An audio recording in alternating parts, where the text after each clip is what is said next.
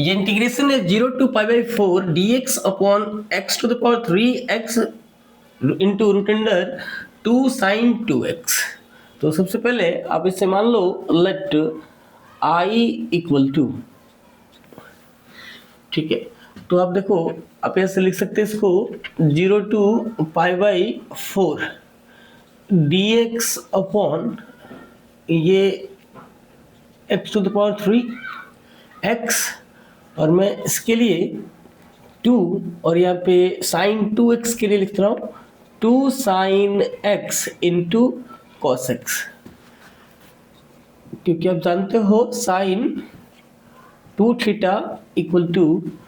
2 sin theta into cos theta होता है, ठीक है। आप यहाँ से लिख सकते हो 0 to π/4 ये dx अपॉन यहाँ पे 2 to the 4, तो इसके लिए मैं 2 बाहर कर ले रहा हूँ, और ये cos to the power 3x, और यहाँ से लिख सकता हूँ cos to the power 1/2x into sine to the power 1/2x। अब आप देखो अब इसको 0 to π/4 लिख सकते हो, यहाँ पे dx और ये 1/2 अब बाहर कर लो, तो यहाँ पे ये cos टू द पावर ये 3 और ये 1/2 है, तो 3 + 1/2 आप करोगे तो ये देखो ये 6 + 1/2 ये 7/2 आ जा रहा है। तो आप यहाँ पे 7/2x into sine to the power 1/2x, मैं यहाँ पे 1/2 लिख रहा हूँ, और ये 0 to π/4 यहाँ पे मैं डिनोमिनेटर और नोमिनेटर को दोनों को cos to the power 4x से डिवाइड कर लेता हूँ, डिनोमिनेटर को भी और नोमिनेटर को भी। cos to the power 7/2x into sine to the power 1/2x, और यहाँ पे cos to the power 4x। यहाँ पे आप लिख सकते हो चाहो तो dividing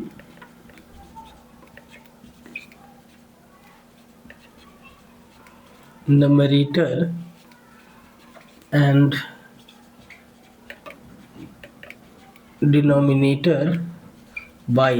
cos to the power 4x, ठीक है।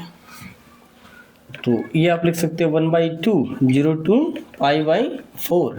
और ये 1/cos to the power 4x, तो इसको आप लिख सकते हैं sec to the power 4x dx, और ये देखो आप cos to the power 7/2 minus आप यहाँ पे 4 कर सकते हो x, और ये sine half to the power 1/2x। तो यहाँ से 1/2 आप लिख सकते हैं 0 to π/4 कर सकते हैं। इसको मैं लिख सकता sec स्क्वायर x, और एक sec स्क्वायर x और लिख सकता, तो उसके लिए 1 + tan स्क्वायर x आप लिख सकते हो, और यहाँ ये हो जाएगा cos टू द पावर, आप देखो 7/2 माइनस 4, तो 7/2 माइनस 4 ये हो जाएगा 7 - 8/2, तो ये क्या हो जाएगा -1/2, तो ये आप लिख सकते हो -1/2x, और यहाँ पे sign to the power 1/2x यहाँ पे dx, तो ये आ जा रहा है 1/2 0 to π/4। ये आप लिख सकते हो 1 + tan square x sec square x, और यहाँ पे dx अपॉन ये हो जाएगा tan to the power 1/2x। अब आप यहाँ लिखना put tan x equal to t, therefore sec square x dx equal to dt, ठीक है। tan का डिफरेंशिएशन sec स्क्वायर x होता है, तो इसलिए लिखा sec square x dx equal to dt। आप यहाँ पे लिमिट चेंज कर लो, व्हेन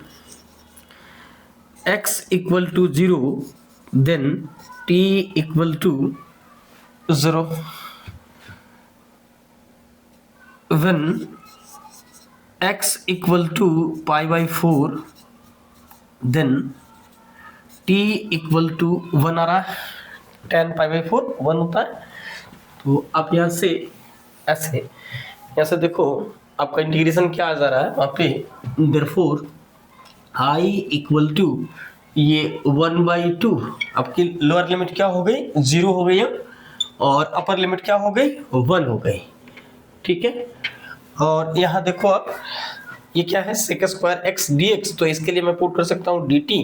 और ये 1 प्लस tan x के लिए t पुट किया तो ये t स्क्वायर हो जाएगा अपॉन ये tan to the power 1/2 x है तो ये tan t to the power 1/2 हो जाएगा। तो आपका ये आ गया 1 plus T square by T to power 1/2 और यहाँ पे dt। तो आप इसको ऐसे लिख सकते हो 1/2 ये आ रहा 0 to 1, ये T to the power -1/2 plus यहाँ पे 1/2 है -1/2 हो जाएगा 2 है वहाँ पे तो ये हो जाएगा टी टू द पावर 3/2 और यहाँ पे dt। तो ये आ जा रहा है आपका 1/2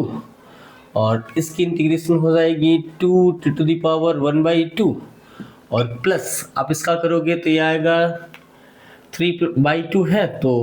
+1 तो ये आ जाएगा टी टू द पावर 5/2 और यहाँ पे आप 2/5 कर लोगे, ये